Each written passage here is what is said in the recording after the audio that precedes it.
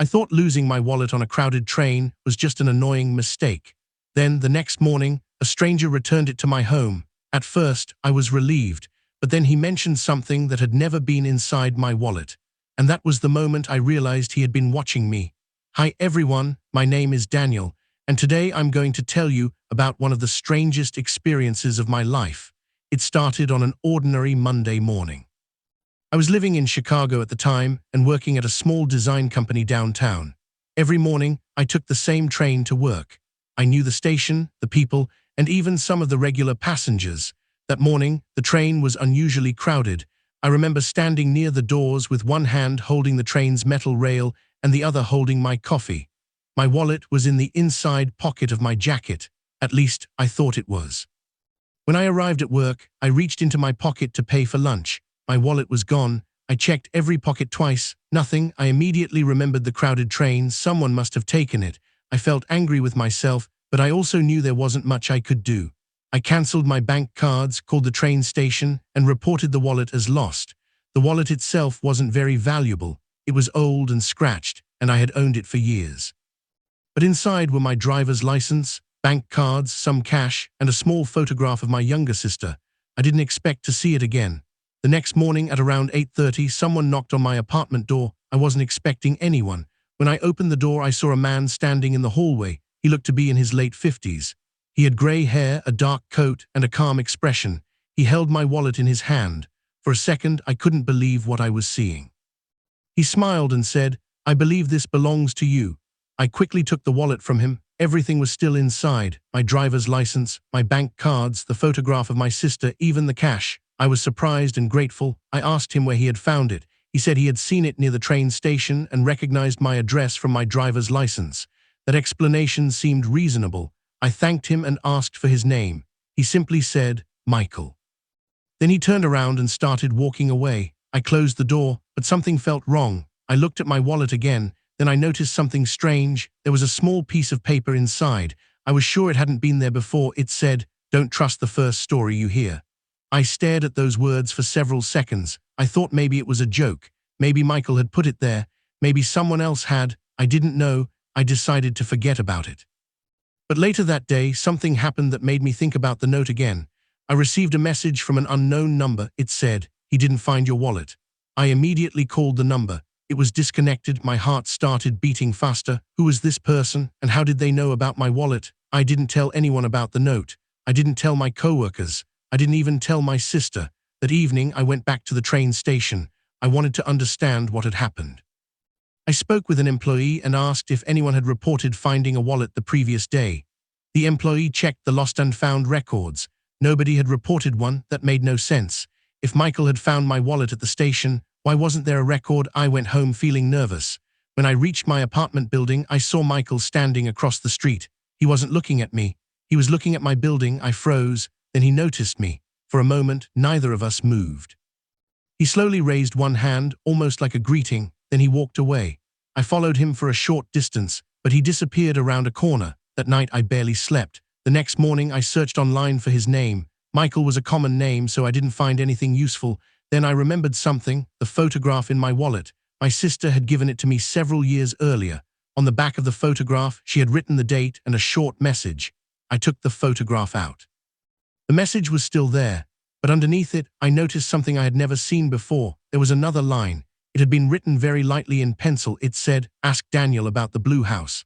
I felt confused. My sister had never mentioned a blue house. I called her immediately. When I asked about it, she became silent. Then she asked me where I had heard those words. I told her about the photograph. She didn't answer for several seconds. Finally, she said, "Daniel, we need to talk." That conversation changed everything. My sister told me that when we were children, our family had lived near a small blue house outside the city. One night, something happened there. Our father had taken us away suddenly. After that night, we never returned. I had almost no memory of it. My sister, however, remembered everything. She told me our father had once worked with a man who was involved in financial fraud. He had discovered something dangerous and wanted to leave. The blue house had been where he kept documents, but before he could tell anyone, the documents disappeared.